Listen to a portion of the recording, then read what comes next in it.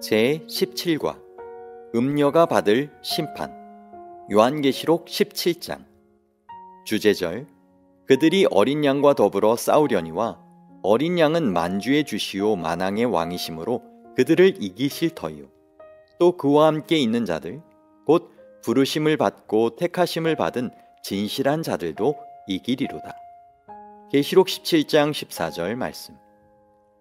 시작하는 말. 신앙에 있어서 가장 무서운 것은 핍박이 아니다.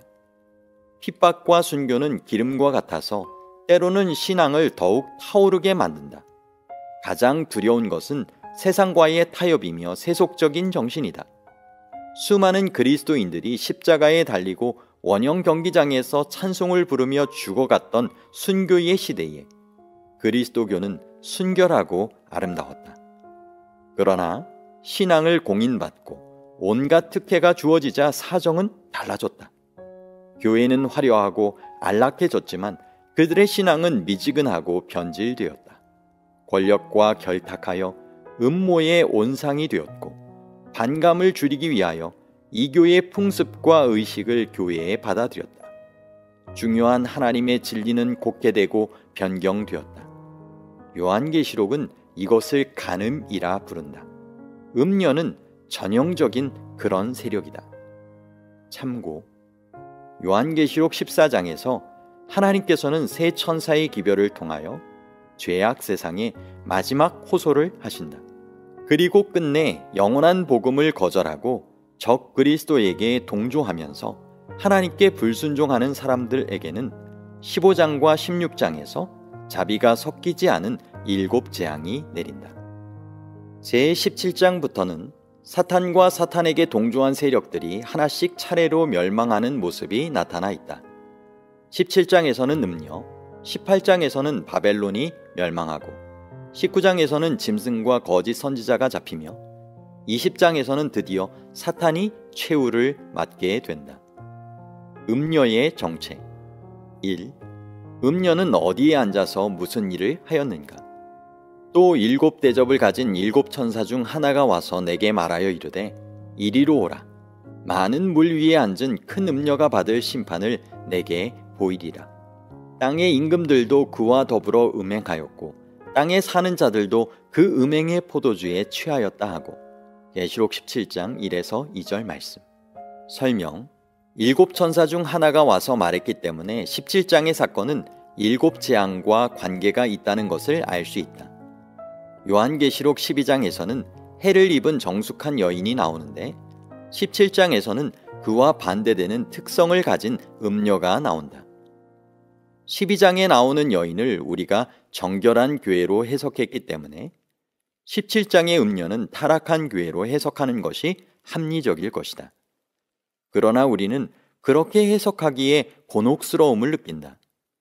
음녀 같은 교회가 세상에 어디 있단 말인가? 그러나 성경에 나오는 말씀이므로 이 음녀의 정체를 추적해 보는 수밖에 없다. 이 큰 음녀는 많은 물 위에 앉았다고 했다. 물은 성경 예언에서 백성과 사람을 의미하므로 이 음녀를 따르고 추종하는 사람들이 많을 것임을 상징한다. 땅의 임금들이 이 음녀로 더불어 음행하였고 땅에 사는 자들도 그 음행의 포도주에 취하였다고 하였으니 이 세력은 정치적인 권력과 결탁할 것이며 땅에 사는 자, 곧 그의 추종자들은 음녀가 나누어주는 혼합된 교리에 취할 것이다. 그러므로 이 음녀는 강대한 세력을 가지고 거짓 교리로 사람들을 미혹하는 마지막 때에 나타날 어떤 강력한 종교적인 세력을 상징하고 있다. 이 여자는 어떻게 치장하고 있는가? 곧 성령으로 나를 데리고 광야로 가니라. 내가 보니 여자가 붉은 빛 짐승을 탔는데 그 짐승의 몸에 하나님을 모독하는 이름이 가득하고 7 머리와 10 뿔이 있으며 계시록 17장 3절 말씀. 설명. 이 여자는 붉은 빛 짐승을 타고 있었는데 그 짐승은 7 머리와 10 뿔이 있다. 이 짐승은 우리에게 낯이 익다. 바로 요한계시록 12장에 등장하는 붉은 용과도 모습이 같으며 13장에 등장하는 첫 번째 짐승과도 같은 모양이다. 그러나 12장과 13장에 나오는 짐승은 전에 공부한 대로 교회와 세속 권력의 연합체인데 비하여 17장의 짐승은 배도한 교회를 상징하는 음녀를 태우고 있기 때문에 17장은 배도한 교회와 국가 권력을 분리해서 보여주고 있다. 그렇지만 그들은 서로 연결되어 있으며 같은 색깔이다. 짐승이 가지고 있는 7머리는 무엇을 의미하는가? 7머리는 여자가 앉은 7산이요 또 7왕이라. 7머리는 7개의 국가를 의미할 것이다. 짐승을 로마 제국으로 보는 사람들은 7머리를 로마의 7황제로 보기도 하였다. 그러나 짐승을 단순히 로마 제국으로만 볼 수는 없기 때문에 설득력이 없다. 또 다른 학자들은 7머리를 역사적으로 하나님의 나라와 그 백성을 핍박했던 7나라를 의미한다고 본다. 즉 이집트, 아시리아, 바벨론, 페르시아, 헬라, 이교 로마와 교황 로마를 상징한다는 것이다. 그러면 요한 당시에 5나라는 망하였고 이교 로마는 있고 교황 로마는 아직 이르지 아니하였다는 해석이 들어맞게 된다. 그러나 다니엘과 요한계시록에 전혀 나오지 않는 이집트와 아시리아를 포함하는 것은 약간의 부담이 있기 때문에 바벨론으로부터 시작하기도 한다.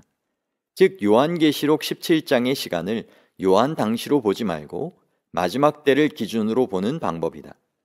천사가 요한에게 큰 음녀가 받을 심판을 내게 보이리라고 하여 심판의 장면 속으로 들어갔기 때문이다.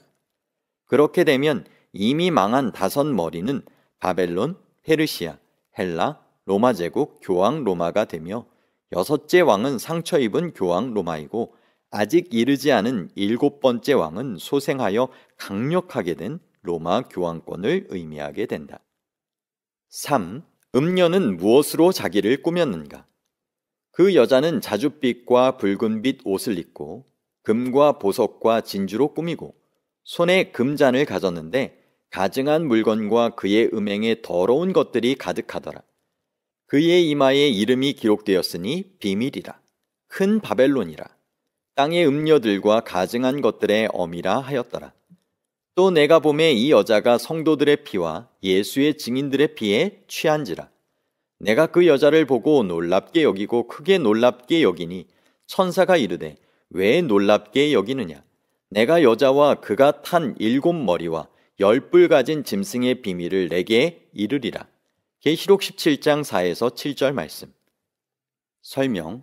구체적인 음녀의 모습은 음녀의 정체를 밝히는 데 도움을 준다. 자줏빛과 붉은빛 옷은 그 당시 귀한 옷감으로 부유한 귀족들이나 왕들만 입을 수 있었다. 금과 보석과 진주도 마찬가지다. 따라서 이 종교적인 배도의 세력은 사치스럽고 화려한 모습을 하고 있음이 틀림없다. 음녀가 가지고 있는 금잔 속에는 가증한 물건과 그의 음행에 더러운 것들로 가득 차 있었는데 그것들은 이 종교적인 배도의 세력이 가지고 있는 온갖 비성경적인 가르침들과 이교의 풍습들을 말하는 것이다.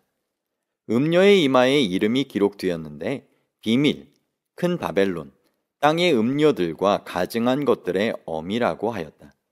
요즘 말로 하면 모든 배도와 혼잡한 세력의 원조격인 셈이다. 이름은 어떤 존재의 특성을 나타낸다. 세상 정치 권력을 타고 있는 이 배도한 종교 세력은 모든 것이 비밀스러운 베일에 쌓여 있다. 그들이 믿는 것은 은밀하고 혼잡스럽다. 이 여자는 또한 성도들의 피와 예수의 증인들의 피에 취하였다. 이것은 이 세력이 하나님의 성도들을 핍박하고 죽이기까지 할 것을 의미한다. 그렇다면 우리들은 이 음녀의 정체를 짐작할 수 있게 된다. 음녀는 종말의 세속적 권력을 타고 나타날 배도한 종교적 세력이다. 짐승의 정체. 4. 짐승은 어떻게 묘사되었는가? 내가 본 짐승은 전에 있었다가 지금은 없으나 장차 무적행으로부터 올라와 멸망으로 들어갈 자니 땅에 사는 자들로서 창세 이후로 그 이름이 생명책에 기록되지 못한 자들이 이전에 있었다가 지금은 없으나 장차 나올 짐승을 보고 놀랍게 여기리라. 지혜 있는 뜻이 여기 있으니 그 7머리는 여자가 앉은 7산이요 또 7왕이라 5은 망하였고 하나는 있고 다른 하나는 아직 이르지 아니하였으나 이르면 반드시 잠시 동안 머무르리라. 전에 있었다가 지금 없어진 짐승은 8째 왕이니 7 중에 속한 자라. 그가 멸망으로 들어가리라. 계시록 17장 8에서 11절 말씀. 설명. 전에 있었다가 지금은 없으나 장차 올라올 자라는 말이 수수께끼처럼 계속해서 나오고 있다. 이 짐승의 정체는 무엇일까? 지금을 요한 당시로 생각하면 이 짐승은 바벨론으로 생각할 수도 있다. 요한 당시 이미 멸망하여 없었지만 종말의 종교적인 혼합 세력, 즉 영적 바벨론으로 나타날 것이라고 생각하면 가능하다. 이 짐승을 탄 음녀의 이마에 바벨론이라고 기록된 것도 이 주장의 한 근거가 된다.